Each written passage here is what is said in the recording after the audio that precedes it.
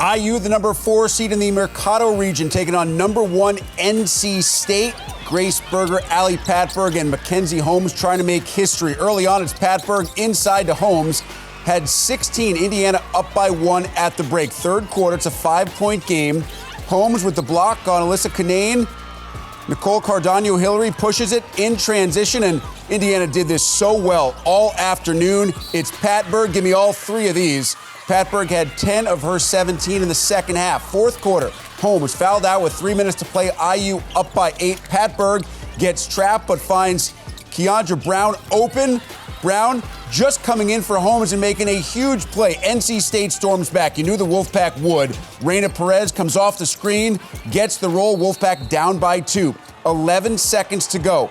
Ali Patberg hits the second of 2 free throws. Had missed the first, so Indiana up by 3. No timeouts for either team. Final play, Wolfpack down by 3. Perez dribbles all the way, but perhaps too far, then out to Canane. That is not the player you want taking the three-pointer for the tie. It is no good. Indiana, 73-70 over NC State. Patberg, Terry Morin and company to the Elite Eight for the first time ever. We are joined now by Big Ten Network women's basketball analyst Christy Winter-Scott. An amazing accomplishment, Christy, for Coach Terry Morin and this Indiana team to become the first group of Hoosiers to ever make it to the Elite Eight. How did they do it against the number 1 seed NC State? Well, they got it done because they followed the game plan precisely. You knew what Indiana was going to bring on the defensive end because that is what Terry Morin implores her team to do night in and night out. But what I loved in this game, Rick, was their offensive balance. I was saying coming into this game, they need at least 3 players to score in double figures. How about 5? All 5 starters for Indiana scored in double figures, led by Ali Patberg, 17 points and 5 assists. But they were very deliberate with what they wanted to do on the offensive end. 42-28 advantage in terms of their paint point scoring. And I thought that was tremendous, but they also did a tremendous job defensively, as we knew they would. They forced 17 turnovers. They were able to score 20 points off of those, and they were just relentless on the defensive end. They were down 7-0 before they got things going, got that motor running. And then they were scoring in the fast break. It was an 18-4 advantage in their fast break points. You see Ali Patberg getting in the gaps, getting that easy offense going. And then Holmes just being disruptive and protecting the rim as she has done all season long for the Hoosiers. But it was the Ali Patberg show, and I'm just so happy and thrilled for the Indiana program. Terry Morin does things the right way. She wants to impact these young ladies, and boy, she is elite right now at doing that, moving on to the Elite Eight. Yeah, that impact will be felt for at least another couple of days as Indiana heads to the Elite Eight. Michigan would try to join Indiana in the Elite Eight, taking on number 2 seed Baylor. This is a matchup of respective conference players of the year. Naz Hillman from the Big Ten, Alyssa Smith from the Big 12. Fourth quarter, 6 to play. Baylor up by 5. It's Smith with the jumper at a game-high 24. Baylor up by 7, but Michigan comes all the way back, down 2. Final 20 seconds. How about Naz down low, fighting for position, gets it. We are headed to overtime, tied at 63, and Mama Naz absolutely loves what she is seeing. 5 minutes of free basketball. In OT, we're tied at 73. Dejanay Carrington, that's sweet and spicy. Steal and score. Baylor up by 2. 19 seconds on the clock. Michigan down by 3. How big has Leah Brown been late in the year and in the postseason? Gets the running one-hander to pull the Wolverines within 1. Ensuing possession, one of the few defensive lapses here for Michigan. Moon Urson wide open underneath. Baylor up by 3. Final 10 seconds here. Kenray Johnson is about to lose control of the ball. Knows there's more time, but feels like she's going to travel, so throws it up, hits back iron, rebounded by Baylor, but Carrington's foot is on the line.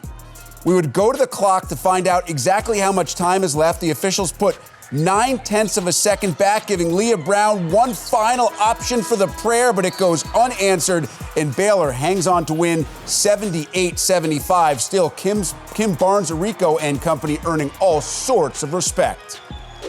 Rejoined now by Christy Winter-Scott. Christy, if Kim Barnes-Arico, Naz Hillman, and Leah Brown haven't earned that respect by now, I'm not sure what else they have to do. I am not sure either, Rick. I think with 4 teams making their way to the Sweet 16 in the Big Ten, all the teams in the conference should have that respect from anyone who watched them play, especially in the NCAA tournament. But when it comes to the dynamic duo and when it comes to winning time, it was all about Leah Brown and Naz Hillman in this game. Leah Brown knew that Naz Hillman, the player of the year in the Big Ten, was blanketed defensively, and she took it upon herself down the stretch to come up with clutch plays. She said, I'm taking this ball to the bucket, I am getting into the paint, and we need somebody to score, and I'm going to be that somebody. But when it came time to get the ball to Naz Hillman, they clear out that weak side. Naz Hillman with the great hands, strong finish, Big Ten Player of the Year for a reason. Naz Hillman came up big with 16 points and 7 boards, and Leah Brown, 23 points and 7 boards of her own. And so the historic run for Michigan ends in this year's Sweet 16. UConn and Iowa, the 5-seed Hawkeyes, trying to knock off the giant of UConn, Caitlin Clark, Paige Beckers. That matchup between former Team USA teammates. Second quarter, Iowa down by 8 off the Kate Martin miss. It's Beckers to Kristen Williams, had 18 in the first half, game high 27.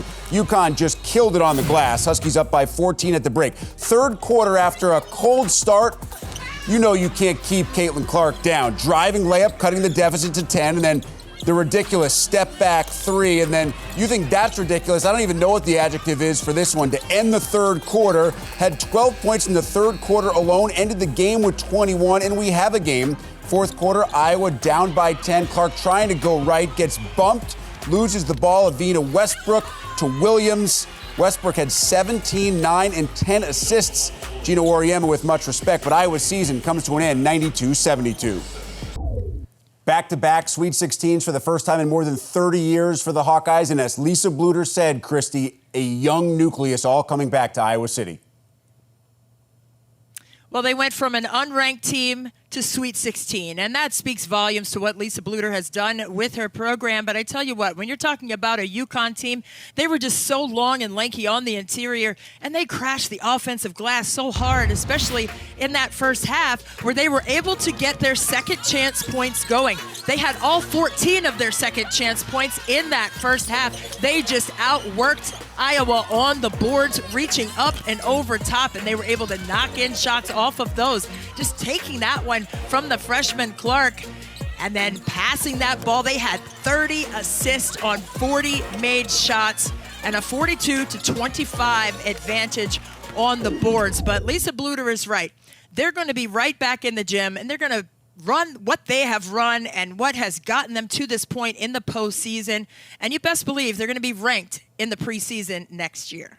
And that Caitlin Clark will be a preseason National Player of the Year without question.